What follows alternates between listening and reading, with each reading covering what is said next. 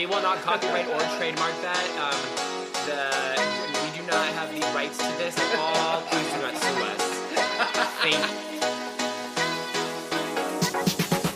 you. Welcome to These Unprecedented Gays, featuring Joe Granelli and Paul Smith. Don't forget to like, subscribe, follow, and review wherever you stream your podcasts.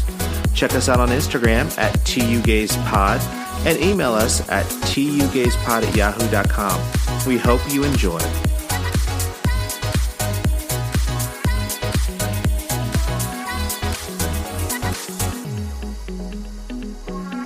Just a little tip showing, but if you choke them a little bit, it comes out a little more. I love that it's like, oh, Cooper, didn't know you felt that way about me. Anyway, that's fine. Put it away, So Cooper. hey, Joe.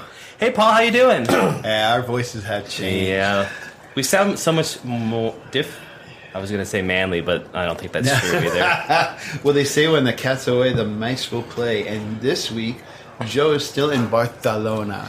It's true. So instead of your weekly Paul and Joe, you this week get to hear from the ones that are always behind the microphone. We're schmoes. Just listen and like and subscribe, because if we do a lot better than they do, we'll just get incredible bragging rights. Yeah, on this episode, let's have a ton of new listeners and subscription. They'll be like, oh, maybe you guys aren't. Maybe you guys can be a little bit of the talent as well. Yeah. There's a clear line of talent versus producers in our podcast. Well, I'm Nick. And I'm Andy. And you're listening to These Unprecedented Gays. Right? I never thought I would be over here behind the microphone. I know, it's actually really weird.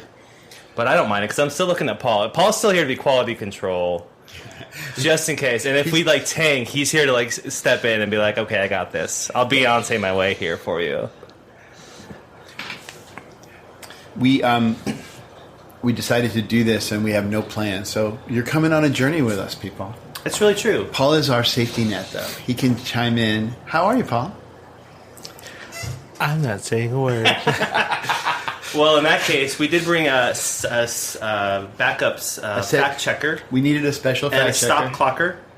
And that is Steve is here today. So thanks for filling in for the job that I usually do, Steve.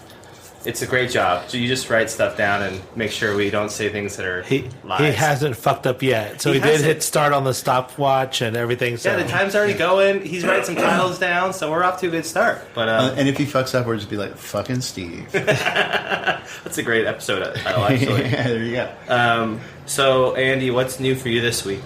You know, it's been a crazy busy week.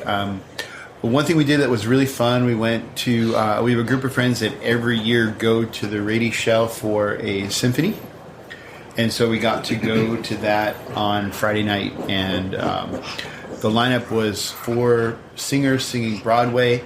And the lineup was supposed to be what they called romantic Broadway. But they didn't really tell us what they were going to do.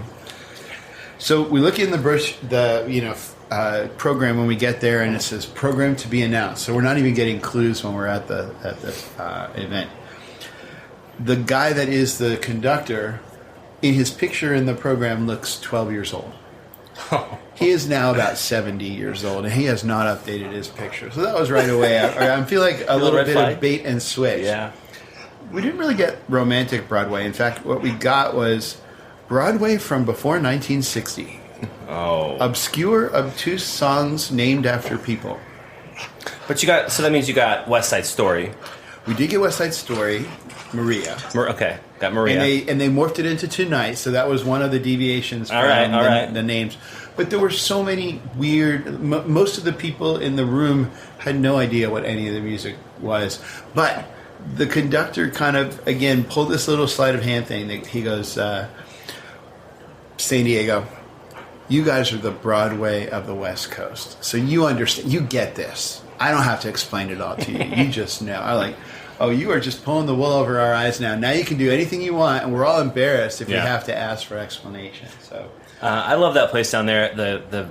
It's a newer venue to San Diego, and actually my favorite thing is Steve has gone down there a few times, and now they have to put up signs around because there's a little bit of a catch, the workaround is you can go and kind of be around the shell, but not go inside and get a decent concert, and so people used to like shack up and put seats down there, and now they had to like police it and be like, listen, you didn't pay, so you can't just sit around. Sorry. Okay, so a couple of years ago we went, and we were sitting on the side near the water, and some security person pulled up on the sidewalk and parked their little security like golf cart. It was a larger golf cart to just do something kind of on the side, but it blocked a few people's view who were like sitting along the seawall watching the concert. These people freaked out. Like, they were making more commotion, like disrupting the people who had paid for tickets. And like, you have a free seat. Move, for gosh sake, you know. Oh, I love that venue. The one I do regret not seeing is John Legend, and also Bernadette Peters went there. Oh, really? Yeah, they're starting to get a lot more like bigger names coming to the. It's a little probably too small for Beyonce, but whatever. Maybe in her intimate session, she'll do a night at the Shell in San Diego.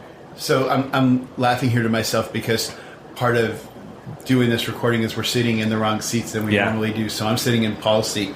Paul talks fucking loud because his mic is turned so far down. I'm like, you can hardly hear me up till now. But like, okay, Paul, you got to adjust for your... Look. Hey, you're not going to say a thing. That's right. Is it like the person on trial where you can't say while they sit there and like make allegations against you? Better him than me. Better him than me. It's just your face there with like the RBF face, like, or RPF space, resting Paul face.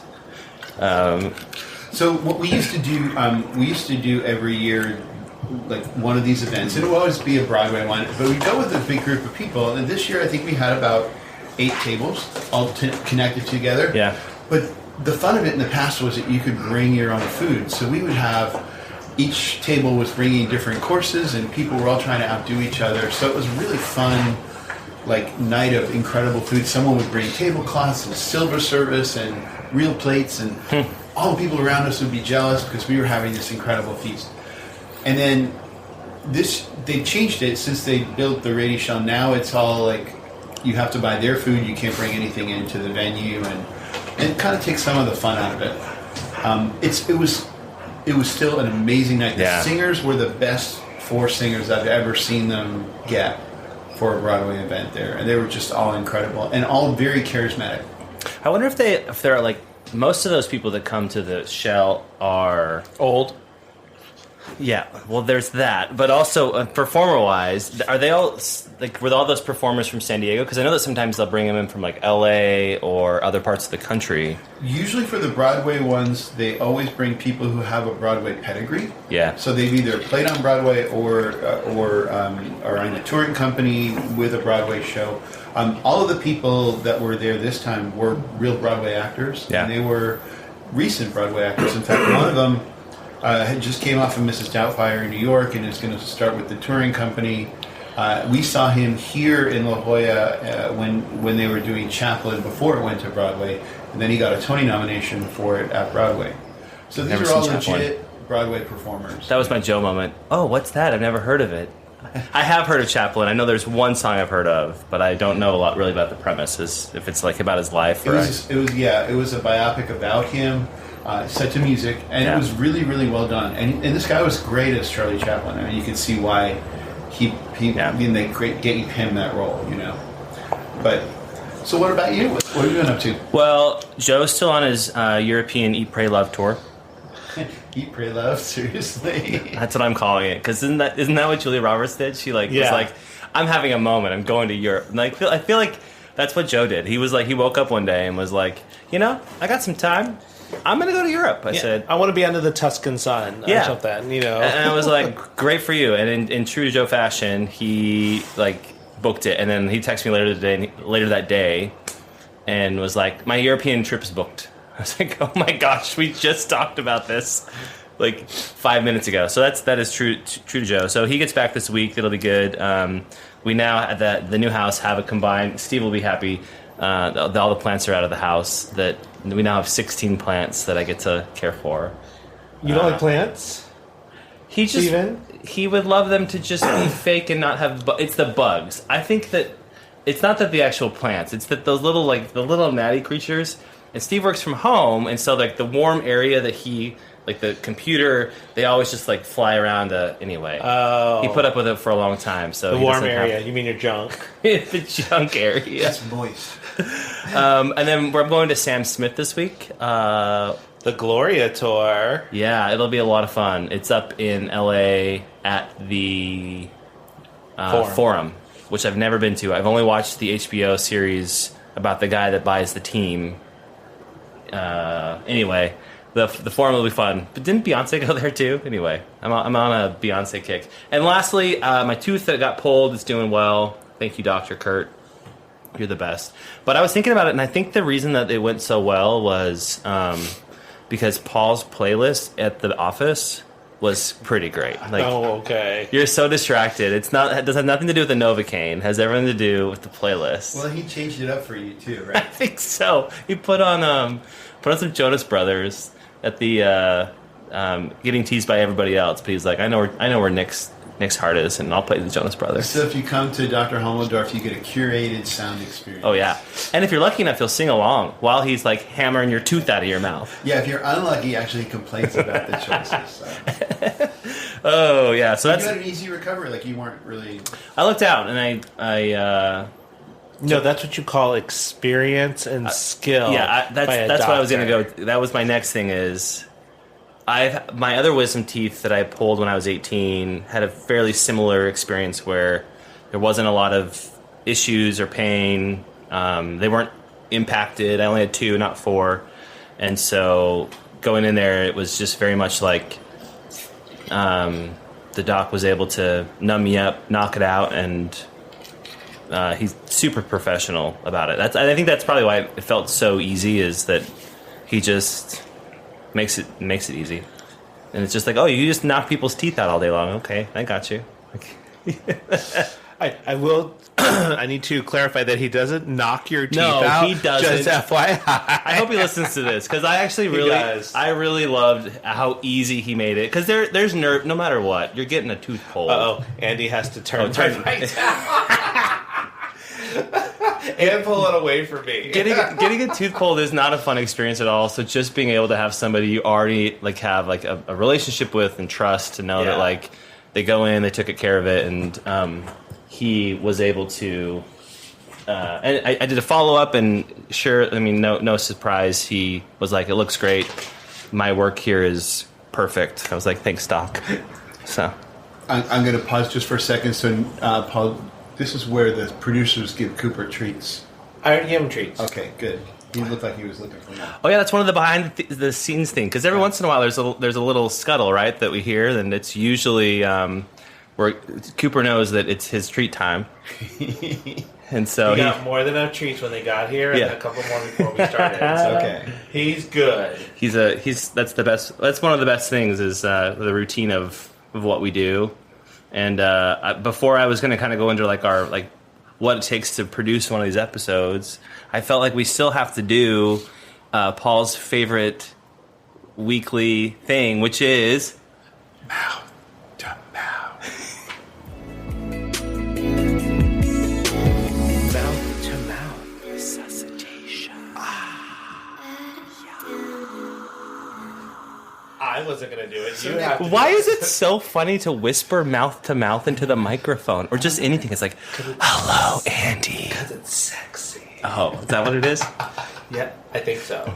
Well, you got a little rocket from Cooper on that too, so maybe that's where it comes from, is the mouth to mouth. That just went in a bad place really fast. So what's giving you life, Nick? I have a couple of things I wrote down.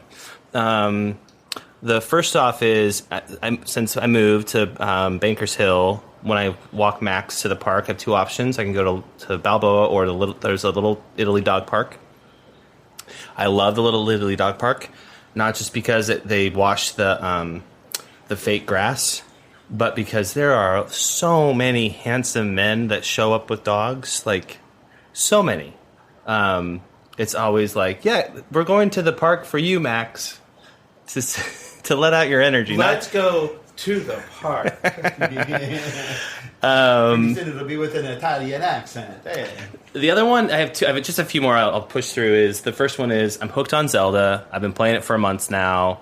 I've almost beaten it, but now I'm doing like the side stuff, and I can't get enough of it.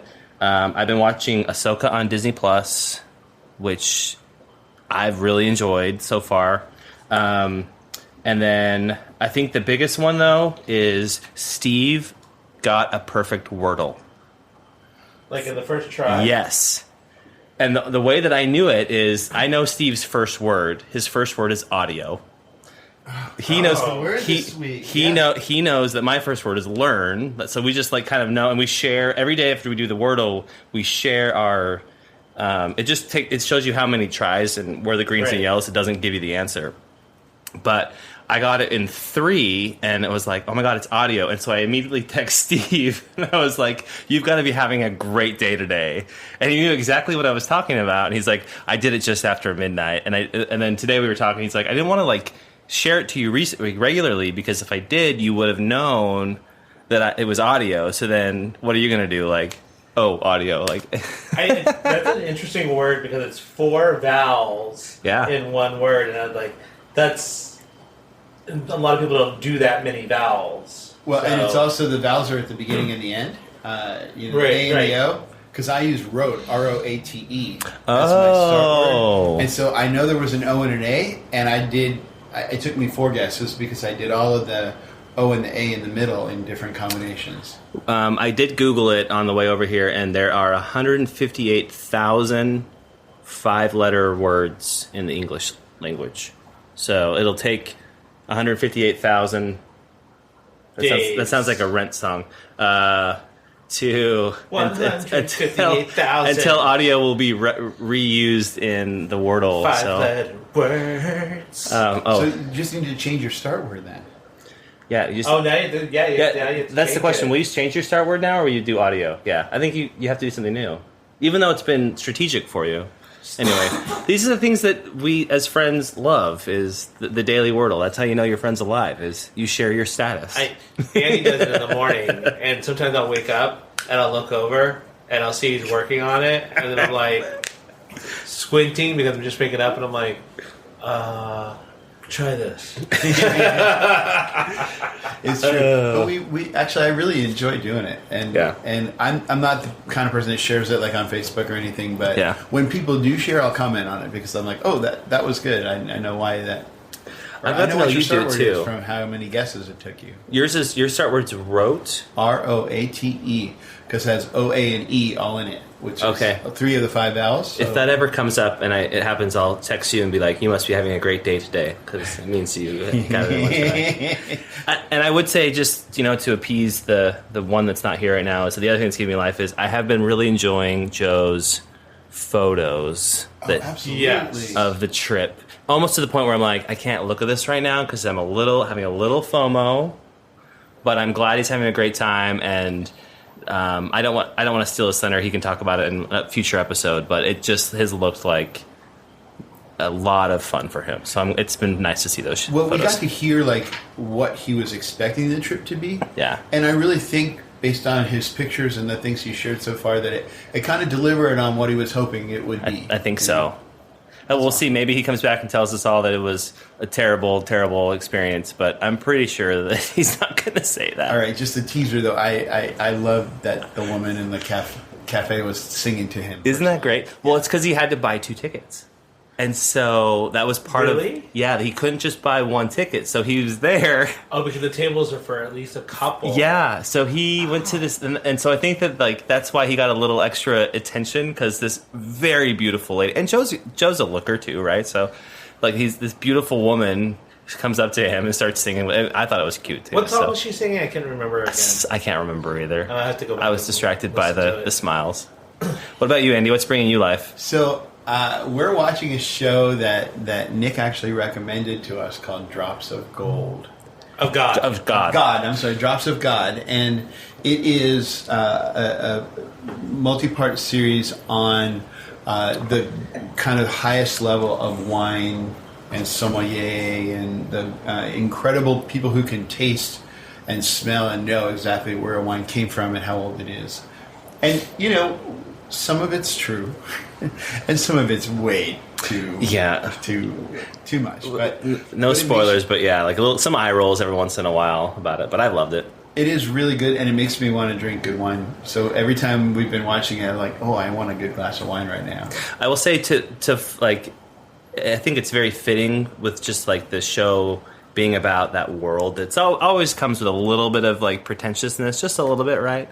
That it's also filmed in English, Japanese, and French. So there's 3 languages that this show is happening in, and different subtitles. And I was like, of course. But I love it. It's been good. So I'm glad you guys have. I was nervous about recommending it to you because it does move a little slow. Well, and you said that it was like a slow burn, and the story is actually really engaging. The characters are likable. You kind of get in. Even the secondary characters, like they've got good things going on that make you want to know what happens next. And so far we're about 3 or 4 episodes in, and it's really good. Have you gotten to the part where she is smelling things and it like makes colorful explosions? So we're done with the first trial. Okay. And I won't spoilers. I'm not going to say it.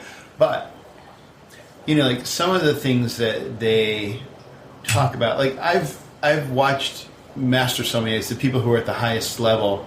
And there's some incredible people out there in terms of guessing a wine, guessing a varietal, guessing even a place. What's a varietal? A varietal would be like the grape that's used in that wine, or the blend of grapes. And a lot of what they talk about on the show is really true. Like that is kind of the way things work. But like they just take it to such, like, how do you know if it's a 2000 versus a 1999? It's just ridiculous. Is it though? It is though. I don't think there's that much difference. Usually when they test you at that level, they're asking for you to ballpark the year.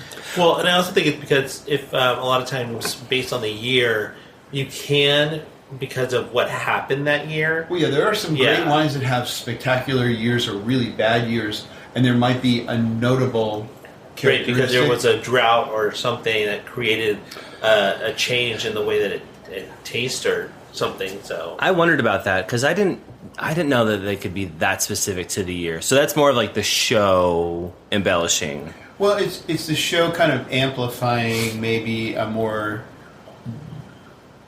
broader practice. Like, you're going to look at the color, you're going to look at flavor signals, and they will tell you age. Sure. They will tell you. Like they might tell you particular conditions, like it was extremely hot, and that might help you key into, if you're within 5 years, if you're really good at it, like that might key you into 2 years instead of the other one. I was wondering if you got any ideas about your next wine cellar. Are you going to build one like that with the 87,000 bottles of wine? In fact, the opposite.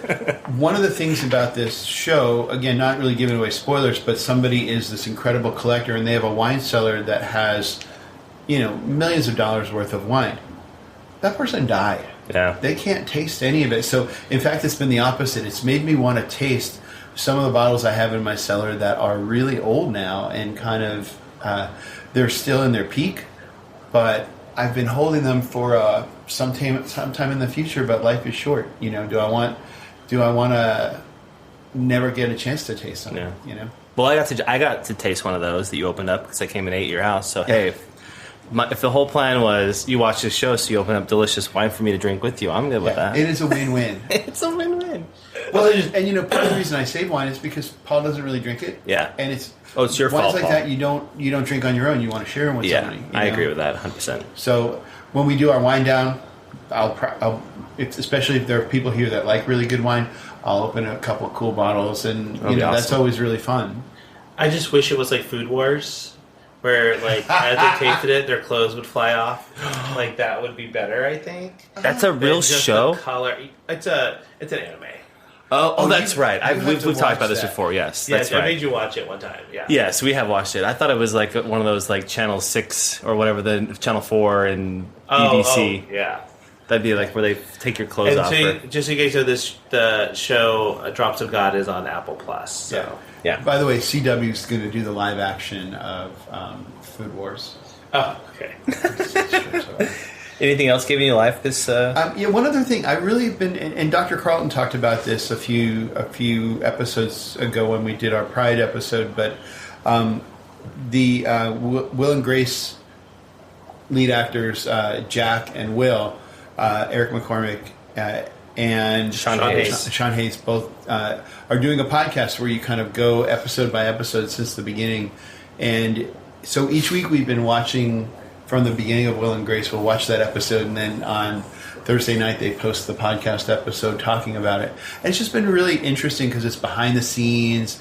It's very like they'll bring on this last one. They brought on the set designer and talking about how do they decide what Grace's workspace was going to look like, and how much. How much budget played into it, like the realities of producing a show. Yeah. I love that behind the scenes, which is a perfect segue. It's true. Into what we're going to talk about today. We are. We have to ask Paul though what his. Hey Paul, what's giving you life? Nothing. Nothing. This is the one time you're never quiet about stuff. I mean, what is giving me life? I didn't even think about it because I was like, I don't have to worry about it this week. What is giving me life? I made Andy watch Fisk because I really, really loved it, and it was a great one. And so we watched it again right after I finished it. I watched it, so that tells you how good that show was. I'm also really into Down for Love, which is. Another show from this one's from New Zealand, the other one was from Australia, where it was the people who had autism were trying to find love. This one is about people with Down syndrome who are trying to find love, and it is so good, and it's so cute and inspiring, and I love all the characters and everything in it, and I hope they all find love. But it's a really great show, on Netflix, so check it out. It's called Down for Love. I think that's a great show. It is a heartwarming show and different from the autism because a lot of people that have Down syndrome are still very social and very comfortable interacting with other people. Well, then you also think of it with autism, it's not inherently visible right away. So it's you have to be able to see the signs of what that is. Whereas Down syndrome, it's a very physical, thing as well. So it's a very it's very cool way that they did it because it was I didn't really see a lot of. They all talked about it, but I didn't see a lot of people staring at them or being rude to them and stuff like that. So it was really great to see that, and it was also you got to really see their relationships either connect or not connect. It didn't all work out, but you could see them nervous in the beginning and overcoming that nervousness and building a relationship. So it was much more relatable than when you watch the one that was autistic. Because the autistic one, it's a lot of them had things that made them very shy and very unable to open up or be as open as they wanted to be. Sure. Whereas with Down for Love, these people are just so open with their feelings. They're just it is out there for the world to see. They're just living their true selves, and it's just that's, to me, that's great. What's it on Netflix? Yeah, I need something else. It's one of those great shows where it's if you watch I don't know, The Handmaid's Tale or The Last of Us or any of those really hard to watch shows that are just depressing and bring you down Euphoria or something like that. It's one of those shows where it lifts you back up. So, Steve, what's bringing you life? Oxygen, water. I was waiting for you to say something like that. The Tom Santa remix of Rush by Troye Sivan. Oh, you're so gay. Why do you have to be so gay singing Sam Smith and Troye Sivan Rush? Okay, that song, though, is pretty amazing. So, I could see that. I haven't listened to mix, but I will because of you. Every time, like I'll be on Instagram and Steve will send me like some new version of that song, like no comment, he'll just send it. I'm like, okay, so he's in his Rush tunnel Era. Rush era. Okay, and then another thing that's giving me like made me think of that with this song is I have a new playlist on Spotify called Girl Rock, and it's like all female, like either all female groups or groups with female leads and stuff, and it's all like rock music, but like, you know, just like women, it's multi-layered.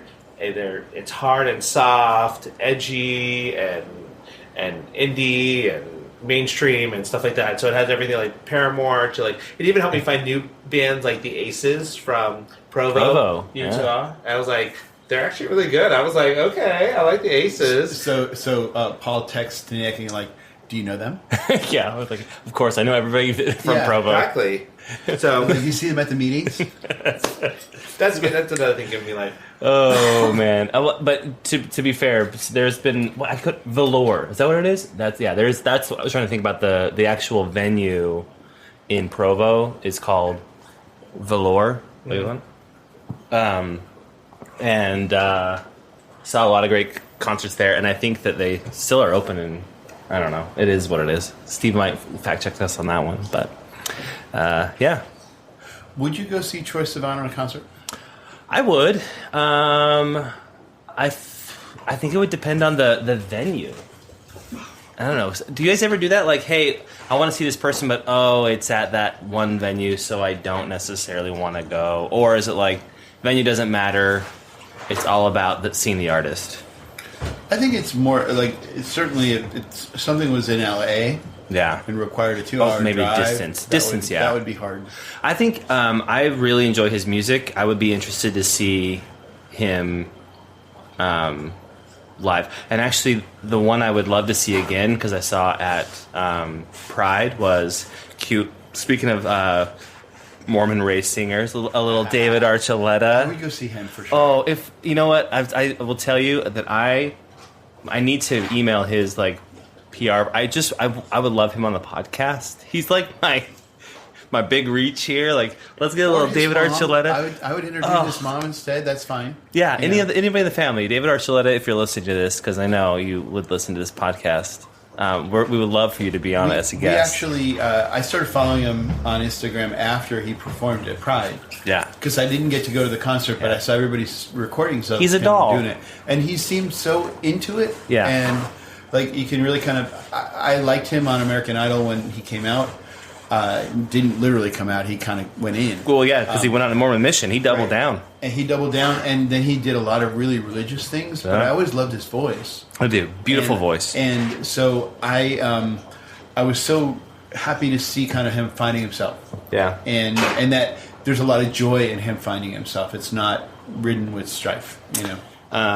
Yeah, I would. There's a couple of those type of artists that I would go if they came to San Diego. I think you're right. I think it's more about like the drive. Now, I'm glad Steve's here today because I have a lot of things I can talk about with Steve. But Steve is like, sometimes I'll be like, hey, what are you doing tonight? He's like, well, I have a concert tonight. I'm like, okay, what about tomorrow? He's like, I got a concert. Actually, I'm booked out on concerts for the rest of the week. So I'll see. Like, he's diehard, and it's very different than, because you'll drive up to LA a lot to see somebody, and then drive home that same day. Like, I'm not that, but I am making an exception for Sam Smith because I think it'll be a great concert. Yeah, I love music, but I've never really loved concerts. The crowd, the noise, the loudness of them takes away from. So I'm more of a headphones music person. I could do that too. But anyway, a really good concert. I would definitely go. Like Paul wanted to go see Kylie Minogue in Las Vegas. And so this was a really interesting experience because we're all getting on Ticketmaster for their fees and stuff like that. But this Kylie Minogue concert is a small venue. It's very personal, it's a more intimate space. And the way they were doing tickets, you got to sit like at little cafe tables, a 2-top or a 4-top or an 8-top or a 10-top or something like that.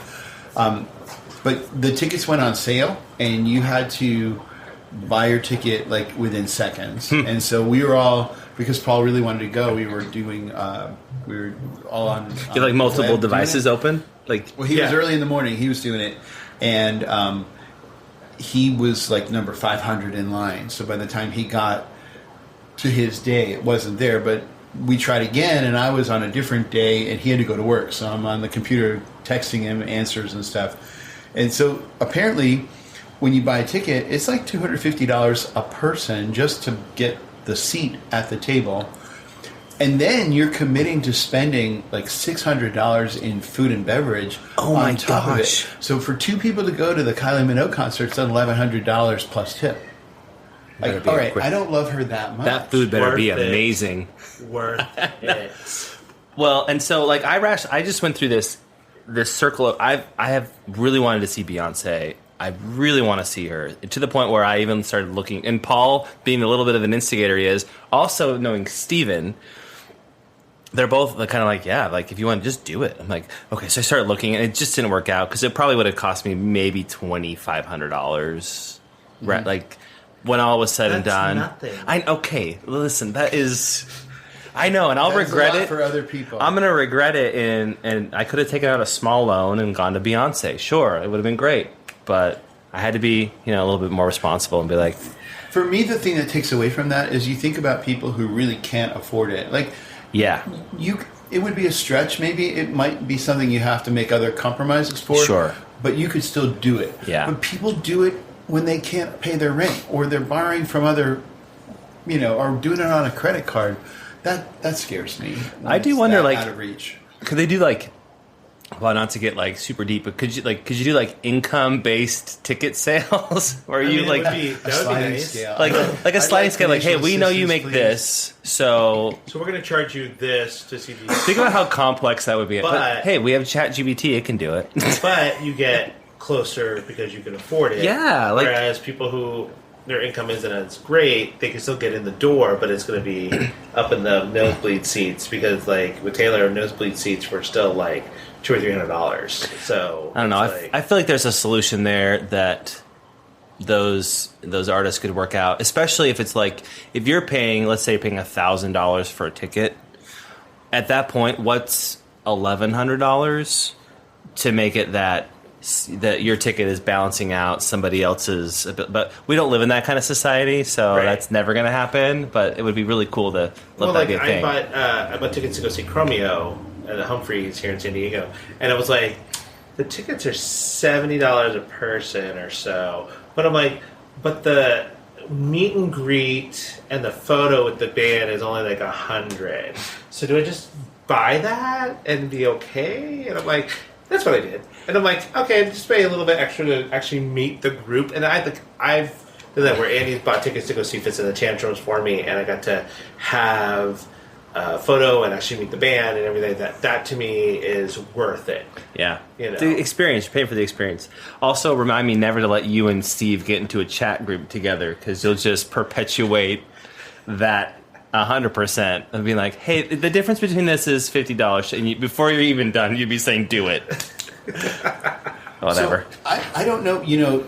We have been doing episode recording for several years. Couple years now, We're in yeah. our fourth season, and there's only been one episode that we recorded and never posted. Really? Yes, that lost episode Oh, I know who it is. features our special fact Guest checker, tonight, I know. Steve. And we'll talk about that. Let's talk about that a little later. But I don't know that people know Steve. I don't think so. He's been here a couple times. He has been my roommate of a couple years when I was separating from my spouse. And sorry, we can cut this if it's and Steve was doing the same. We decided it was during COVID, and it just so happened that he's like, I can work remote. I'll just come to San Diego. And then even better, we found a place that was a block away from you two.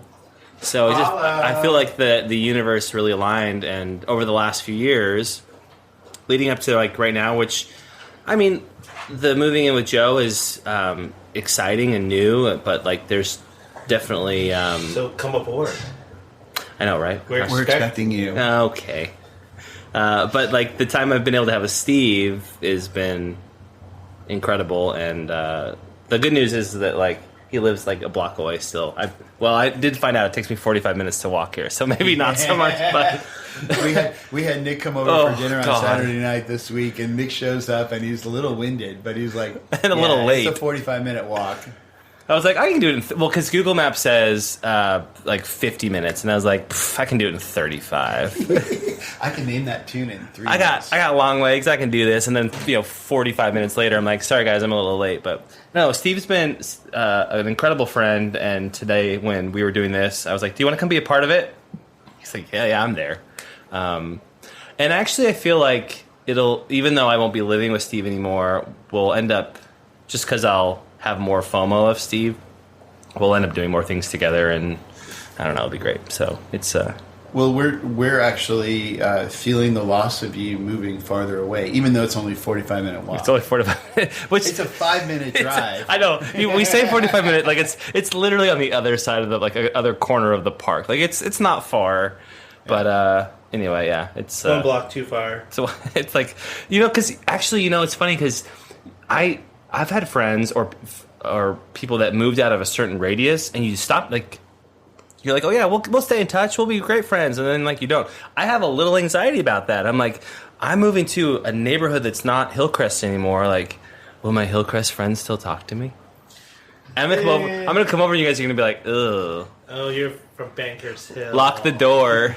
Nick's He's got coming. Bankers Hill and the dog park in Little Oh, Italy. we got I a Little those Italy dog friends. park. Oh yeah, those. Sergio and Where they have Antonio. Listen, the fake grass. If Sergio wants me to hang out with him, I would definitely will, and you guys can come too. All of my dog walkers in Little Italy have Italian names.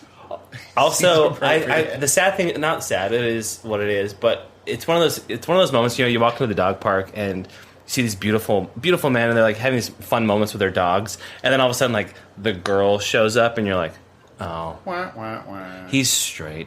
Okay. Is he, or is For it just now. his sister, or... That's true. I mean, the ones that they kiss on the lips, I'm pretty sure there's some type of.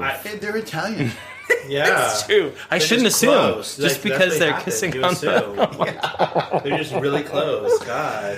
Oh. Actually, there's a new restaurant opening up in Bankers Hill. Okay, let's go. I actually would like. I really want to check it out.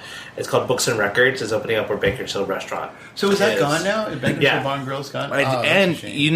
the person that is opening that up is the one that owns Comstock. Correct. Yeah, or is part. I know that there's joint ownership and other things. So I don't want to say it's like his. I don't know the terminology there, but Right, but the he's a restaurant part that of the. does Yeah, Common Stock and Farming the Seahorse is doing. yeah. Anderson, who would be actually a really fun person on this podcast. I think The one that is in the chorus? he's been in the chorus. Okay. I think he took a break because he needed to open his restaurants or whatever. But he Can't was imagine. front row. He's the one that like almost, because I was watching his stories on Instagram, and he was like fourth row at Beyonce, and I'm like, okay, I should do this. I need to be there, and I was anyway. There's your FOMO. Financial responsibility. So Curse just you, have to follow Anderson. people who don't have interesting lives, and you'll feel better about yourself. So for this episode, every time Nick says Beyonce, we have to take a shot. Okay, can we go really? Let's do a deep cut here about Beyonce. I went away to college. I got my first Apple laptop. Nope, sorry, second, because my first was an iMac and it was the white kind. But when I got my MacBook Pro, I Why gotta be white? named it Beyonce, and so my hard drive, the computer name was Beyonce, and then I needed an external, and so I named it Jay-Z. And then when I filled up that, because this was ages ago, so like the externals were like 100 gigs, or they weren't like, so you needed a few of them. So my next one was Blue Ivy, and then after that I decided to leave because she didn't have any other kids at that point. So I was like, I'm done. What am I going to do? So then I went to Kelly for Kelly Clarkson. I had now I can't think of the other ones, but 2 or 3 other. All of my drives are named after female pop stars. Is this before coming out? Actually, no, it wasn't. This is before I knew Steve, and I went to So this was my post trying to go on a Mormon mission, pre coming out phase. It's kind of like when Andy was in high school and he was doing theater and nobody knew he was gay. I know some straight theater folks. I did choreography. Oh, yeah. But I think that's part of it. Like the reason that we found resonance of doing all this together is just like we all have this kind of like artistic love and desire. And I was trying to think the other day for the podcast.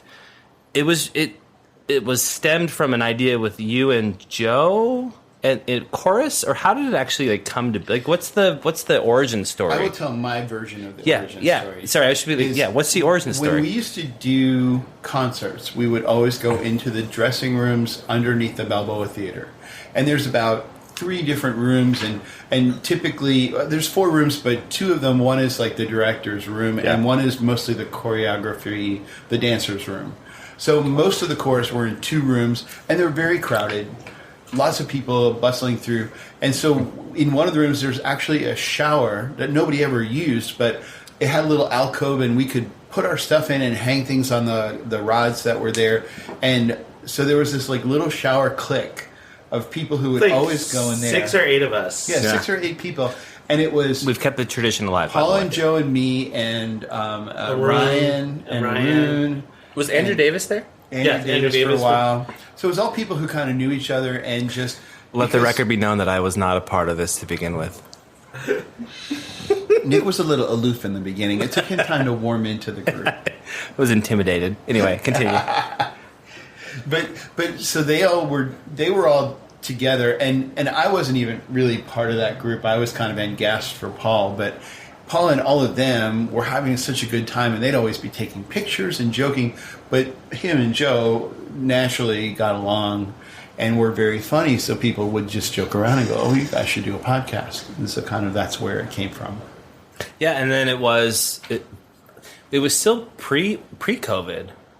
I can't even remember. That time's such a blur for me from personal stuff. We started talking about like it should be called the shade shower and all that because we were shady and it was in a shower. So I know I was like, wow, we're amazing at like these ideas.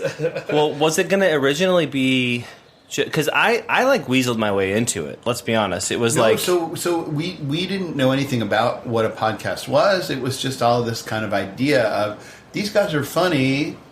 People are doing podcasts. We should do a podcast. And so it was, I think, during COVID that we actually crystallized this because we were all kind of locked indoors. And we were trying to think of, well, maybe this is a good time to do it. And what an original idea during COVID to start a podcast. Like, nobody was doing it. Well, and the other question I was thinking about is, was the idea always just you and Joe, or was it like, did you have others that could have been a part of it and they just kind of always worked? Just me and Joe. Okay. Because you two are the ones that are like the more of the, like, I love all those boys, and if they're listening, and no disrespect, but I feel like it was you two that was like, could just kind of keep that conversation going back and forth pretty quickly. Yeah. So it was you two. But. So when we started talking about making it real, we were like, okay, well, what's involved in this? And I wasn't even originally in the plan of being part of it, but it was COVID and there weren't a lot of resources, so they were saying, well, how do we do this? You know? And I love learning about new things, so it was like, okay, well, I'll do the research on how do you edit an audio stream, and once you have it ready, how do you get it ready for publication, and how, you know, like, to me that part was really fun. And you know, that's a little sick, I'm sorry everybody, but you know, that's what he does for a living. I really had a good time like learning that, you know. And so there's a lot of YouTube videos, a lot of research, a lot of just different things, and like finding the right audio tool. And I had already used things like Logic Pro in recording for choruses, like recording tracks and things like that. So it wasn't a hard jump to podcasting. But then when we were doing it, we were like, this is not a 3-person job. So we wanted to have more involvement from people, and we thought you were a good friend of ours. This was before you and Joe were even a thing, and we really liked you, and we thought, you know, he can add a lot of value to this process. So we invited you to be a co-producer. I bamboozled all of you because now I just sit over there with the time clock going. Drinking wine. Drinking wine. I'm just here for the fun. Like I do still feel like I kind of weasel my. Now, to be said, I feel like I love that our process. It's been fun to watch the show evolve from like season 1. It is actually fun to go back and listen to the early episodes. Oh God. It's really fun. It's like opening up just like that like baby book, and you're like some of the fun like mistakes that were made, and that like Paul and Joe were still trying to find their like The rhythm. And I'm glad. I wish if I would say this when Joe was here, because like some of the things they do, which they've gotten better about, or that, before they were like completely talking over each other because they were so excited, but now they've learned how to like. So I remember in those first few episodes, like we'd have a little meeting before starting and be like, all right, guys, you really need to listen to each other before. And by each other, I meant Joe. You really need to listen before you answer. Joe. But we'd always have like a coaching session before the recordings just to try to, improve, because it was easy. There was a lot there. There was a lot of good stuff there, but it was just easy to refine it and get it better and better. Raw talent. It's like Beyonce. Listen. Oh, it was you this time. It wasn't me. Does that mean I'll take a drink for that? Thank you. No, it's okay. Joe will never listen to this episode anyway, so we can talk about him all we want. But yeah, I remember too, like when he'd be like, "Hey, how was this?" And I'd be like, "It was good. You need to just not talk. Like you need to like." But anyway, so after season, and then like some of the things that we've learned along the way have been fun. Yeah. And things that work and don't work, and how some episodes, and I think that that's part of like when we were doing this early on. It was just in that process of I was moving and having life events, and so was Steve. But Steve was still. This was pre-COVID, and Steve came down to visit, and I was like, "Hey, you're going through this life event thing. Do you want to be on a podcast about it?" And we were all very untrained at that point, and it just probably didn't necessarily go as all of us wanted it to go. No, and honestly, I don't even think it was that. I think there was a really good story, but it was an incomplete story. Ooh, follow up. And just so you know, before we get into that, like that Steve's isn't the only episode that we recorded and never released, because there was another episode where just me and Joe, and Andy was like, "We need to listen to it." Well, I love when firm Andy comes in, because firm Andy, you're way better at like being critical like that than I am. Where you'll be like, "Hey, you guys, this one was not good." I just like, need you all to listen to this and think about it. Is this really achieving what you wanted? But to be fair, like we re-recorded that episode. We did release it. Yes, we just didn't release the original version. It was Correct. 2.0. But it was the right topic. The remix came out, but but in your defense, Andy, I think like that's something I wish I did just better in life. Is you were like, "Hey guys, I think that this wasn't right. This isn't good." And I think it was, for whatever reason, I remember that. I won't go into the details, but it was like, and they agreed. They're like, "Oh yeah, okay, sure. Like, we hear you, we get it. Let's redo it." So one of the things that, like, as a producer, I think the things that we've added value as we go through this is being that objective ear. In the beginning, we didn't talk a lot. We weren't really involved at all. No, we didn't even have microphones. Right. Because we couldn't afford them. I know. Now we all have a microphone, just in case. And I mean, talking more is okay, but one of the things you can do is be objective and say, all right, what's our voice, Yeah. And one of the things I loved about Paul and Joe in the beginning was they had so much heart. And when they talked from their heart, it was great. Yeah. And when they, like that one episode for me, it was like them talking about a topic they really knew nothing about. Sure. And just reading what other people said about it or thought about it. Yeah. I was like, no, talk about how you feel. This is you. So helping them kind of find their voice. I can't remember. Did we? No, because there's been a couple times too where we'll get going and then like we stop and then it's like, hey, I think we need to restart this. Right. Like this was a Yeah, it was weird, like an energy weird, or like, something, yeah. let's just like take a minute, like let's all go to the bathroom, get a glass of water, or so. Like that's happened before too, and it makes me think about, because all of the content that's out there, we get to watch and listen to this like final product. Like I listen to a lot of a podcast called Smart List that you guys. Yeah. show me, but one thing that every once in a while you catch that they say is something like, well, we can cut this if you don't want to answer it, or like we'll cut this if it's not what. So, and my thought is like, what are they cutting? Like, how much of this is actually? Because one thing that I like about what we do is there isn't a lot of cuts. Like, No. What the audience sees is what they recorded, and it's great. I appreciate that's kind of our style. Is it isn't extrally produced in a way to like. I'd like to say it's because we're really good, but I'm just really lazy when it comes to doing the. Well, edit. and I think that's part of the draw of Joe and Paul is that they can just kind of babble back and forth with very little edits. And every once in a while you'll be like, okay, pause. I'll cut there. I'll edit that. Yeah, or Nick. I mean, Paul, you can't say that. That's not okay. Say what I want. Or that's absolutely wrong. Well, yeah, which is true. Like every once in a while, I'll be like, "Hey, actually, that." And the one though I love that we kept because it's just like shows Joe's charming fact was about Elizabeth. No, I can't think of her name. Diamonds. Why can't I think? Elizabeth Taylor. Elizabeth Taylor. And it was like. Somebody thought, I think Joe was like, oh yeah, she's still alive or something like that, and she died in like 2000. What was it, Steve? You're looking it up. Yeah, thank you.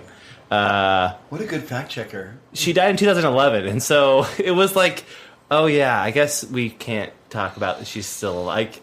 Anyway, so those are the moments of like that's my own value. Steve now can show you that if I can't make it to the podcast, that Steve can do my job for you. So thank you, Steve, for proving that point. Oh. No, All right, so going back to Steve. Yeah. So I'm so glad he's here. what do you want to say about Steve? No, it's his episode. So the whole thing about Steve's episode was there was a great story, and it was really engaging. But because it wasn't complete, we kind of caught that story before the peak, before there was the, the reveal, so to speak, and then to see what happened. And like in our relationship with Steve, that was kind of our first time meeting Steve, and then we've gotten to enjoy him as a friend. And I was like, wait, what? Okay, Paul. Don't take it there. No, it's true, and I think that I keep telling him like I would love to eventually re-record either something that would go in like where we would edit the original. I still have that recording. I still have it already edited. It is kind of ready in the can, but I just think there's a chapter missing from it about where it all went, because like if you talk to somebody in the middle of, and this is not a direct correlation to Steve, but if you talk to somebody in the middle of a trauma, you're catching them at this very stressed part. Yeah. But you need to know the rest of it, Or like if they won the lottery, they just won the lottery. So they're like, they don't know what they're going to do with it. You don't know what they're going to do with their money yet. They don't have a plan. And it's like, so it's, it's better to catch them a year or two down the road when they've like spent the money and are like, so how has your life changed now? Kind of thing. Yeah. We can't ask them. We weren't able to ask them that because it hadn't technically happened.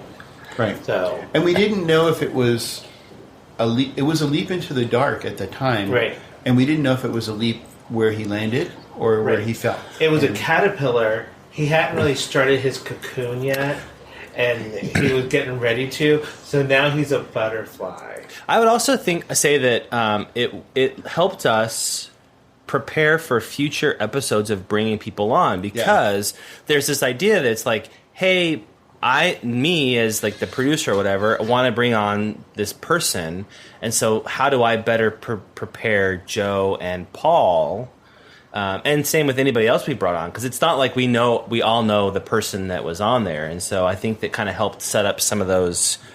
Hey, this is what we're going to do and should do just for the benefit of everybody going forward, is to help with all of our guests we've had. It was a really interesting process to start. When you build a podcast among two people who are doing all the talking, that's one thing. You're basic. It's like bringing strangers into the relationship. It changes the dynamic, and it's a whole different thing. And you need to know how to handle that. But not only just from the interpersonal, like how do you do that? Like who's a good interview? Who's not a good interview? How do we make the interview style better? Yeah. But even the technology we use to record those people and be able to, like there's been a real learning curve that's been fun. So, I would just say to anybody out there who's thinking about doing a podcast, write us at tugayspod@yahoo.com. Yeah. I'm happy to share what the tools we use, the way we do production, the way we do distribution. Not to say that we're hugely successful. We'd love to be more successful. But, if there's something we can do to help someone else out there, there's nothing proprietary here. We're happy to share. I was going to ask, I know we're coming up on our hour mark. I can't believe we've already done this for really fast. It did. So maybe... What they do is so fucking easy. Ew. I thought it was going to be harder. I thought this was going to be harder. We need more wine. But do you have a favorite episode? All right. I do. Okay, you do? Okay. Because I've had a hard time thinking about it. So let me hear what you said. So my first one was when they were reading the Craigslist. The Craigslist post. I just thought it was so naturally funny, and that we were having such a good time that we kind of forgot we were recording, and we cracked each other up, and at times couldn't even record because we were laughing so hard. And then the second one is when we did the remix, when you gave us this incredible, in fact, Steve was instrumental in that. Yes. He gave us the transcript so we could search through all the past episodes and find gems. And we talked about some of our favorite episodes. That was, I think, for our 100th, right? On our 100th episode. Yeah. That was so much fun because it brought back all of that past. I think that's... I can't necessarily speak to one favorite episode just because there are so many. But yeah, that episode we got to kind of go back and look at all these funny moments between just like...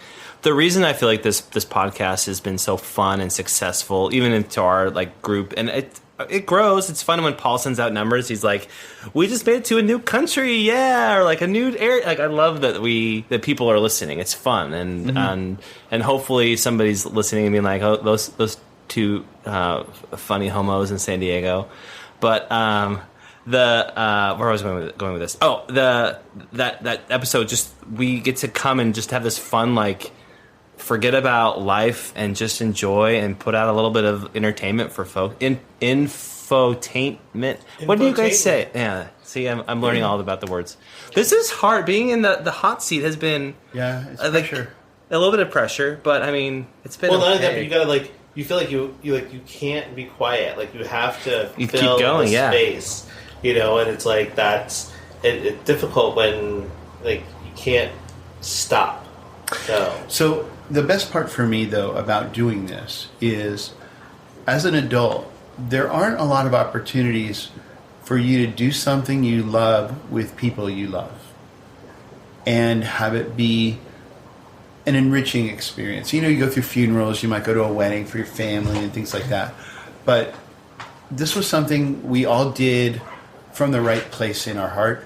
And it's made us all closer. It's made us have moments in our past that we continue to laugh and share, and that part of it I just think is invaluable. And so hopefully, audience, you've gotten as much from it as we have, Yeah, and if there's anything that you want to, as we try to curate and figure out what we're going to do for the next couple seasons, like send us your slide into our DMs. Yeah. Send us an X. Do we have an X? No, we don't have an X. No, never mind. Don't do it. Don't do that. Just triple X. We have a lot of triple X, but no X. No X yet. The formerly known as Twitter. The only people that can slide into our former Twitter are porn. So.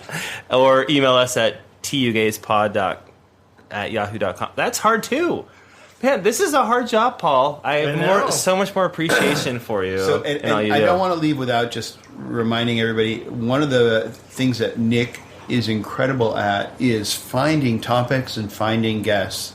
He has this incredible world that he's connected to that, out of the blue, he'll be like, oh, I know somebody that's a stuntman on Marvel films. I know somebody so random who's an expert in this or that. And so, Nick's connections are a big part of how we find guests or how we decide on topics. So it is fun. Well, and they'll listen to some of the episodes before they say yes. So it's good to know that there's like the content is there and it's funny. And I that's the other thing I want to tap in with Steve, because you think I know some people.